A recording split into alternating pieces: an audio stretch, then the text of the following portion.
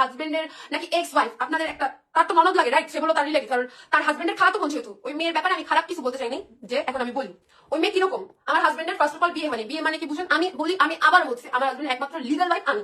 মানুষের সাথে মানুষের সম্পর্ক থাকতে পারে, মানুষের সাথে মানুষের বিয়ে ঠিক হতে পারে, মানুষের সাথে মানুষের কমিটমেন্ট থাকতে পারে, এনগেজ থাকতে পারে, তার সাথে তার কাবিন হয় নাই। ওই মেয়ে কিরকম ছিল জানেন? তার সাথে রাত্রিবেলা সবকিছু ঠিক হয়েছে, ওই মেয়ে ওই দিন রাত্রিবেলা ভাইকে গেছে। তার ফ্যামিলির নামে আমি খারাপ বলতেছি? সে আমাকে প্রভোক করছে আমার হাজবেন্ডকে, যার সাথে তাদের কিছুই হয়নি, সে আমার হাজবেন্ডের পাস নিয়ে আসছে। ওইটাও তার ফ্যামিলির দোষ, মানে তার ফ্যামিলির মেয়ের দোষ।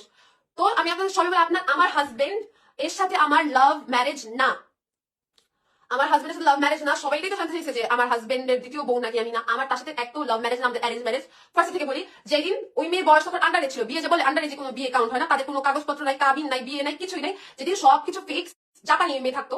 এর আগে ওই মেয়ে আন্ডার এজ, কিন্তু ওই মেয়ে ড্রাগ এডিক্টেড ছিল। বলতেছে আপনাদেরকে, কোনো মানুষের সাথে আপনারা ফিউচার কিভাবে করবেন? ওই মেয়ে ড্রাগ এডিক্টেড থাকলে অবশ্যই না। আর আগে বলছি, তার সাথে আমার যখন ওই মেয়ের সাথে কানেক্টেড ছিল, বাকি আমার তার সাথে 1 বছর পুরো ডিসকানেক্টেড ছিল। আমি কথা বলতাম না তার সাথে, সেও আমার সাথে কথা বলতো না। আমার পরীক্ষা ছিল তখন, আর আমার তখন আইডিও বন্ধ ছিল। আমি জাস্ট ইনস্টাগ্রাম চালাতাম, আর ইনস্টাগ্রামে আমি তাকে কখনো, তার সাথে আমার কথা হইতো না। আমার ননাসের সাথে কথা হইতো, বাট তখন তার সাথে কথা হইতো না। তো সে ওই মেয়ে ড্রাগ এডিক্টেড মেম্বার, আমার তার ফ্যামিলির সাথে যেহেতু আমাদের সমস্যা, পয়লা বৈশাখে আপনারা তার ফ্যামিলির সাথে আমাকে দেখছেন। যদি আমার হাজবেন্ড খারাপ থাকতো, তার ফ্যামিলি আমার সাথে থাকতো, তার ফ্যামিলি ইভেন কি তার যে ননাস, শাশুড়ি, সবাই আমার সাথে ভালো। সবাই, তার ননাস আমার হাজবেন্ডকে বলছে যে না, ভালো বউ বিয়ে করছো, ভালোবাসা লাইফে আমাদের বাসায় এসো। তার ননাস সাথে সুইট, আমাদের টুয়ার্ড, তাহলে আমাদের সাথে কিসের প্রবলেম? তো ওই মেয়ে কিরকম? ওই মেয়ের সাথে সবকিছু